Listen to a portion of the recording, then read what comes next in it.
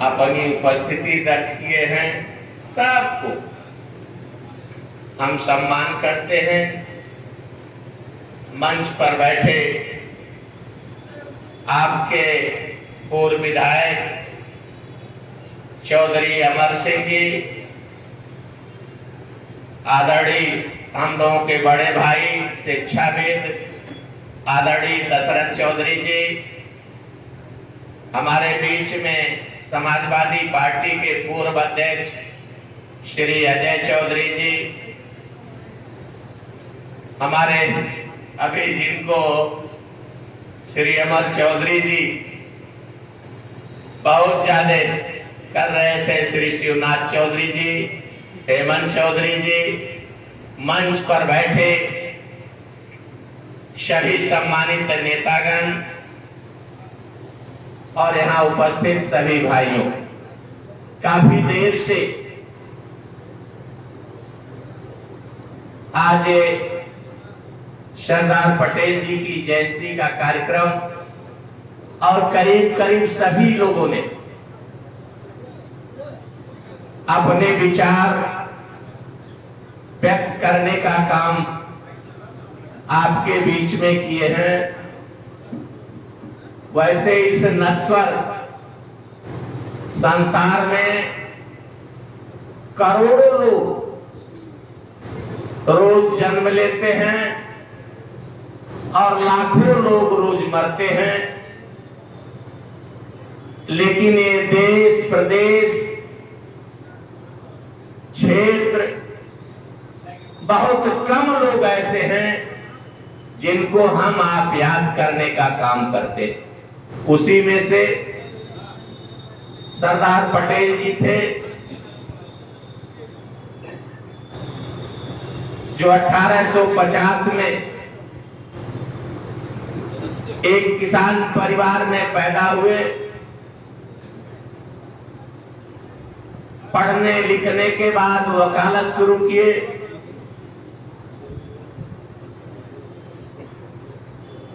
वकालत में भी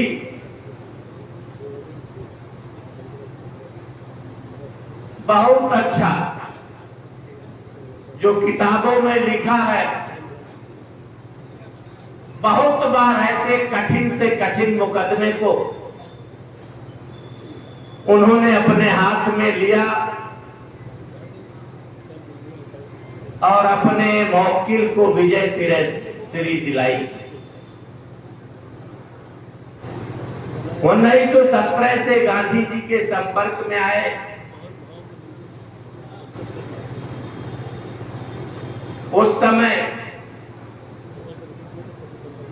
देश की आजादी की लड़ाई चल रहा था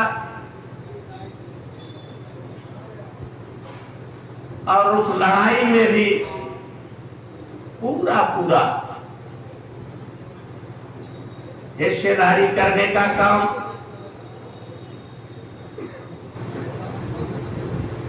1928 में अंग्रेजों ने किसानों पर लगान लगाने का, टैक्स लगाने का, सूखा पड़ा था उस समय इलाके में, गुजरात प्रांत में।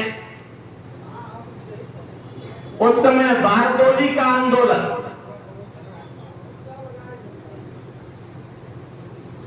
किसानों के प्रति उनके मन में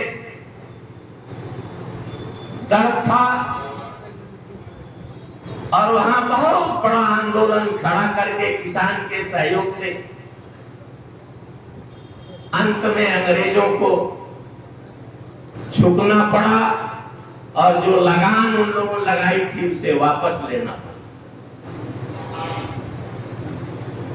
पटेल जी की लड़ाई की हम बहुत बार जेल गए, तमाम संघर्षों में देश को आजाद कराने के लिए जेल गए, बहुत सी यातना सही और आजादी के बाद तमाम लोग ऐसा कहते हैं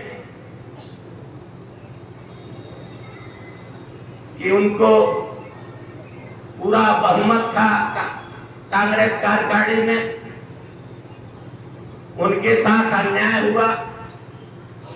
लेकिन मित्रों ऐसा नहीं, गांधी जी को उन्होंने अपना बड़ा भाई माना था और उनके कहने के नाते सरदार साहब ने त्याग करने का काम किया। इस नाते मित्रों, जहां आप उनके लड़ाई से, उनके संघर्ष से सीख लेना चाहते हैं, वहीं उनके त्याग से हमको आपको सीख लेने की आवश्यकता। आज अभी हमारे एक संत जी बहुत अच्छी बात बोल रहे थे कि जो बटेंगे वो कटेंगे। ऐसा इस देश में कुछ चल रहा है। ये शब्द बहुत दूर तक जाता है। कह रहे हैं कोई लाल चश्मा लगाए है, कोई हरा चश्मा लगाए है, और हम कबीरपंथी संत, हम सफेद चेहरा चश्मा लगाए। आदरणीय संत जी, ये चश्मा, लाल वाले चश्मा, हरा वाले चश्मा के हाथों में इस देश की सरकारें जाती रहती, लेकिन हमें विचार करना है किन सरकारों में किसान का हित, किन सरकारों में नौजवानों के रोजगार के लिए,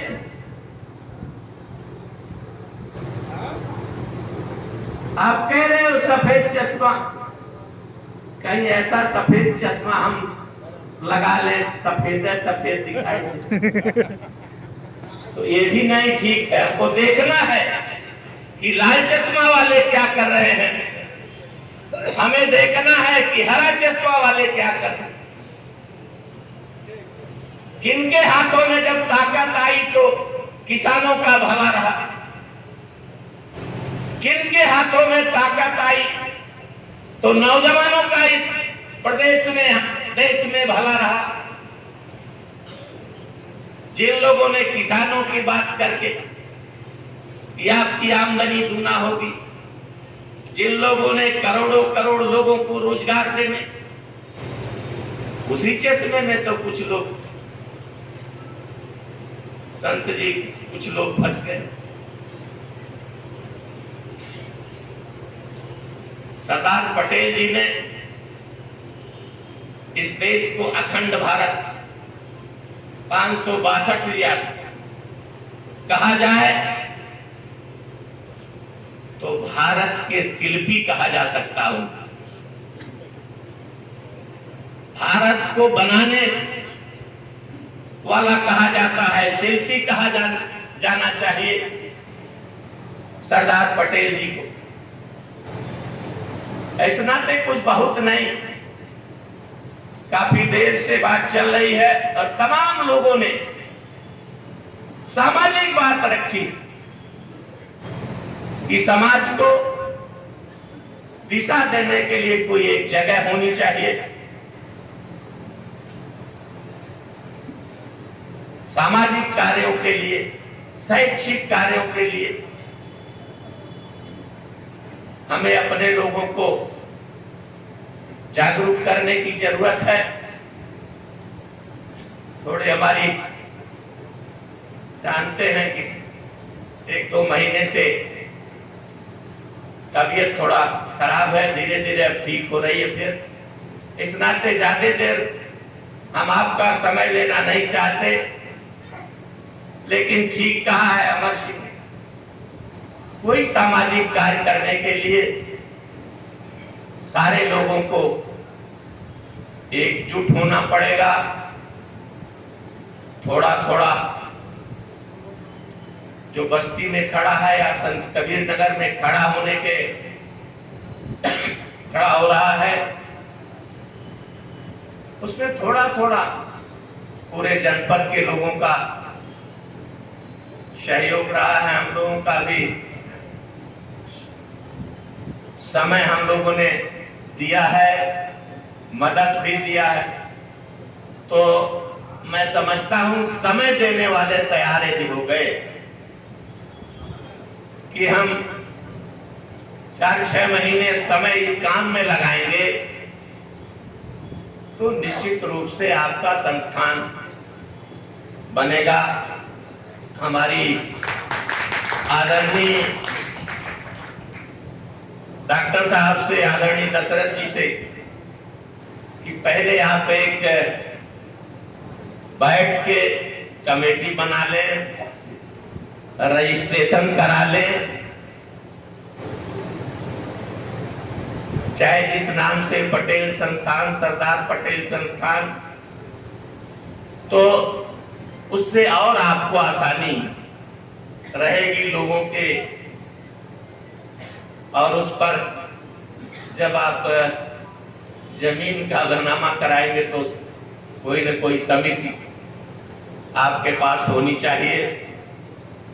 तो इस नाते हम आज के मौके पर कुछ ज्यादा नहीं, मैं सरदार पटेल जी के चरणों में, आप पढ़े लिखे लोग,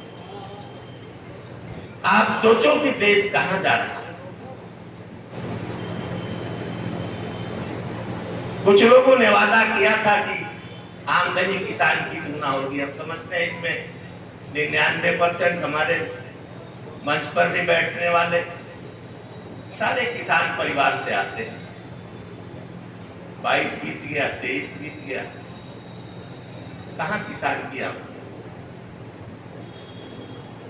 रोजगार कहां चला, भ्रष्टाचार कहां, महंगाई कहां चली, यही तो गारंटी थी। तो इस नाते मैं आपसे निवेदन करूंगा, बहुत लंबा चौड़ा बात नहीं, अमर सिंह की तरह तो मैं नहीं कह पाऊंगा कि मैं अगले साल नहीं आऊंगा, लेकिन जब भी आप याद करोगे निश्चित रूप से आपके बीच पहुंचने का काम करेंगे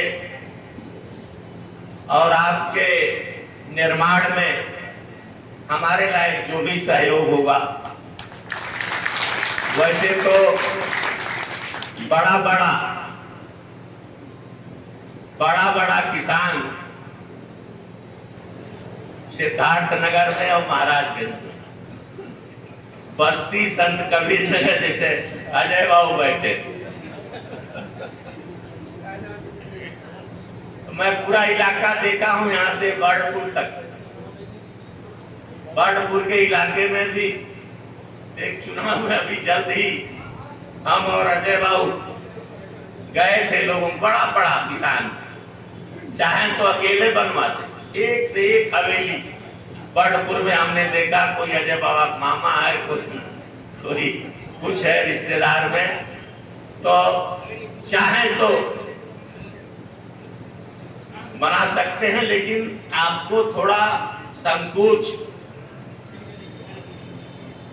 संकोच त्यागना पड़ेगा। जब कोई मांगने निकलता है ना, तो उसे थोड़ा छोटा बनना पड़ता है। अब अजय बाबू किसी से कहें तो इसको कह देगा आप तो अकेले बनवा सकते हैं, लेकिन अजय बाबू को भी थोड़ा छोटा बनना पड़ेगा। और जब भी चाहे वो चुनाव का हो, तो बड़ा से बड़ा व्यक्ति भी जब आपके बीच जाता है कुछ मांगने, तो उसको हाथ जोड़ के झुकना पड़ता है, चाहे वोटे हो। तो थोड़ा झुक करके आदरणीय डॉक्टर साहब हैं, दशरथ जी, आदरणीय विधायक जी हैं, शिवनाथ जी हैं, बाबू अजय जी हैं, कमेटी बना करके पहले एक रजिस्ट्रेशन, जो भी 10, 20, 50, 100 की संख्या हो सम्मानित लोगों की, और कुछ रख दीजिए कि कमेटी में जो रहेगा, ओ भाई 51,000 11,000 जो कुछ आप निर्धारित करेंगे, कम से कम इस तरह के 100 लोगों, सम्मानित लोगों को कमेटी में रख करके एक कमेटी रजिस्टर्ड करा के तब आप जब आगे कदम बढ़ावेंगे तो निश्चित रूप से सिद्धार्थ नगर के भाइयों, आपको निश्चित रूप से सफलता मिलने का काम होगा। आज के मौके पर हम कुछ ज्यादा नहीं, हम पहले ही कहे कुछ हो सकेगा जो भी, हम भी योगदान करने का काम करेंगे। आज के मौके पर बहुत मैं समझता हूं ये पहली बार इतनी बड़ी संख्या में